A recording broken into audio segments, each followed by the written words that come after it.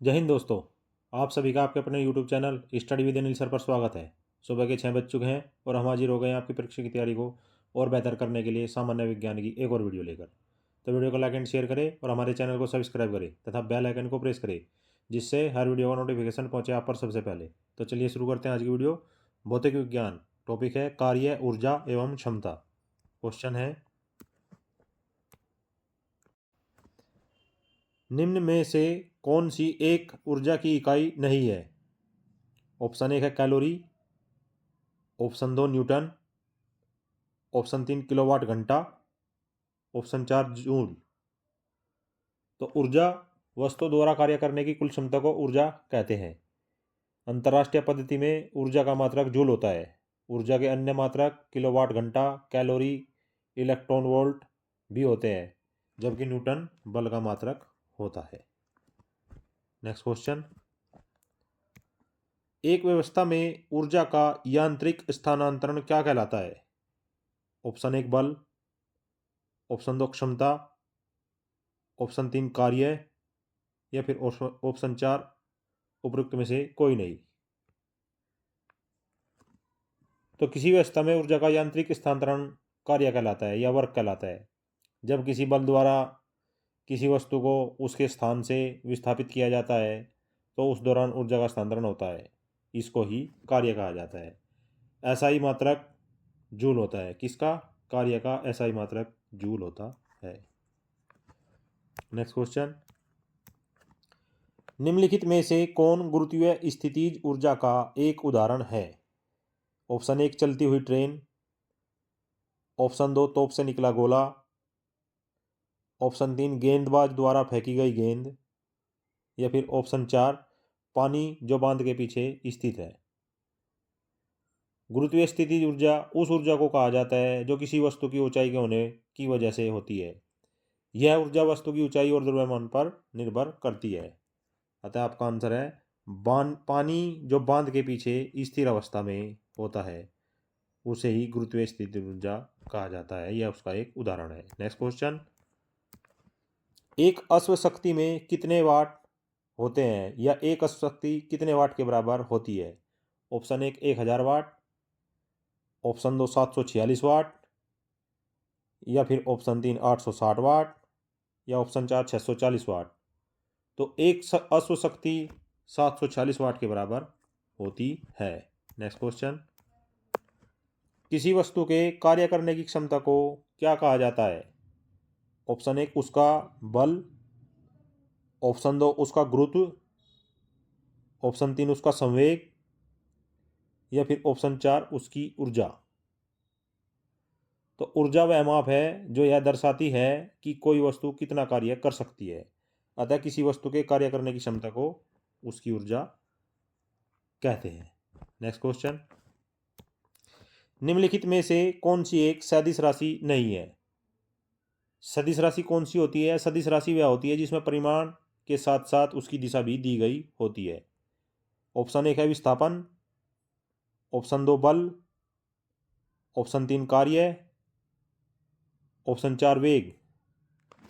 तो विस्थापन में बल और कार्य करने की दिशा होती है, बल में भी दिशा होती है, वेग में भी दिशा होती है, परंतु कार्य करने में उसकी दिशा ज्ञात नहीं होती है। अतः यह एक अदिश राशि है, सदिश राशि नहीं है। नेक्स्ट क्वेश्चन, यदि किसी वस्तु पर 100 न्यूटन का बल लगाने से उसमें 5 मीटर का विस्थापन हो जाता है, तो इस प्रक्रिया में कितने जूल का कार्य हुआ? Option 1 500 joule, option 2 50 joule, option 3 20 joule, या फिर ऑप्शन 4 1000 जूल। तो कार्य निकालने का क्या फॉर्मूला है? कार्य निकालने का फॉर्मूला है W बराबर F इंटू डी, जहाँ पर F लगाया गया बल और D वस्तु का विस्थापन है। तो F कितना है? 100, और विस्थापन कितना हुआ है? 5 मीटर का। तो ये आ गया आपका 500। लेकिन ये 500 आया क्या है? ये 500 आया आपका न्यूटन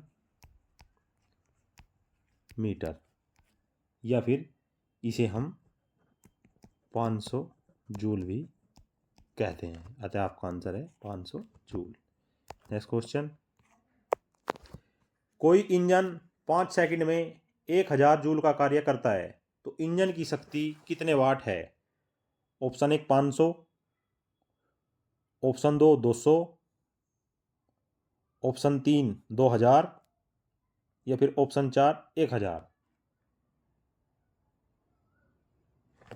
तो किसी इंजन के कार्य करने की शक्ति का फॉर्मूला होता है P बराबर W/T, जहाँ पर W क्या है? W है किया गया कार्य, वर्क, कितना? 1000 जूल। और T क्या है? समय, कितने समय में कार्य किया गया है? 5 सेकंड में। तो ये आ गया आपका 200 वाट। आपका आंसर है 200 वाट उस इंजन की शक्ति है। नेक्स्ट क्वेश्चन, निम्नलिखित में से किन दो भौतिक राशियों की विमाएं समान है? ऑप्शन 1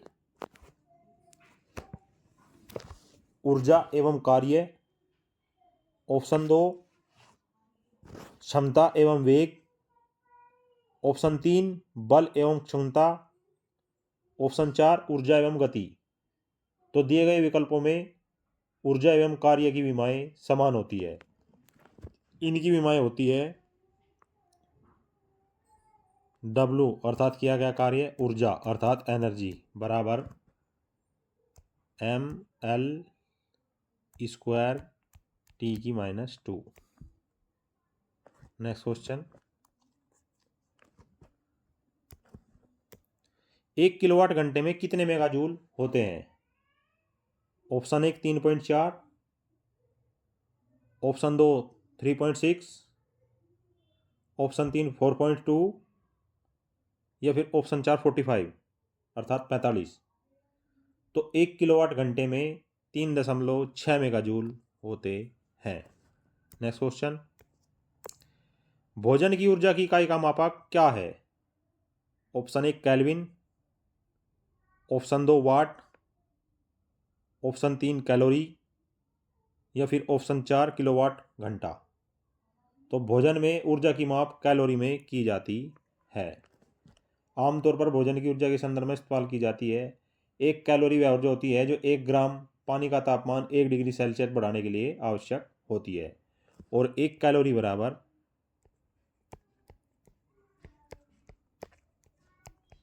4.2 जूल होता है। नेक्स्ट क्वेश्चन, निम्नलिखित में से कौन सा ऊर्जा का एक सर्वोत्तम स्रोत है?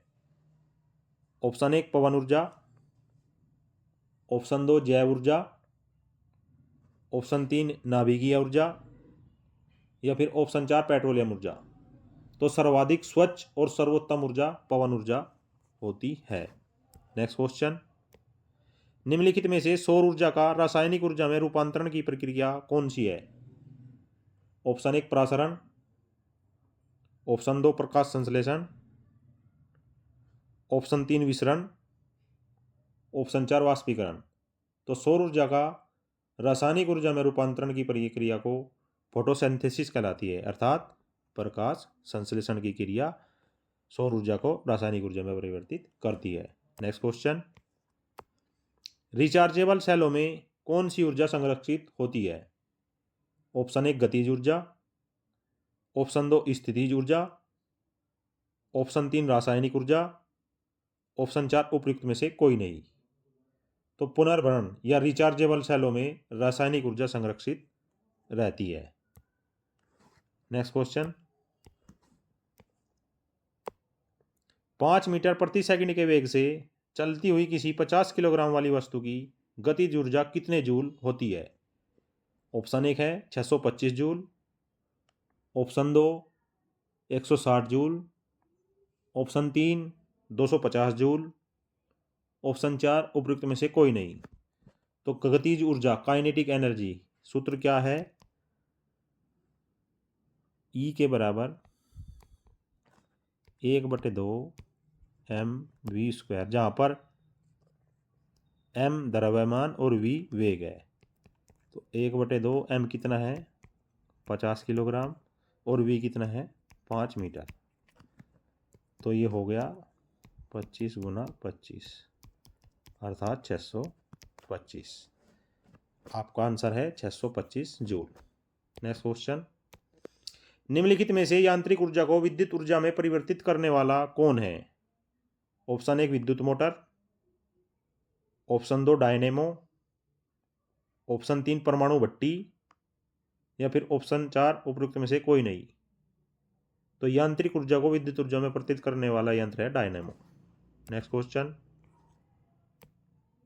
निम्नलिखित में से कौन एक सौर ऊर्जा को विद्युत ऊर्जा में बदलने के लिए होता है? Option 1 Daniell cell, option 2 dynamo, option 3 photovoltaic cell, option 4 उपरोक्त में से कोई नहीं। तो फोटोवोल्टिक सेल एक ऐसा यंत्र है जो सौर ऊर्जा को विद्युत ऊर्जा में परिवर्तित करता है। Next question,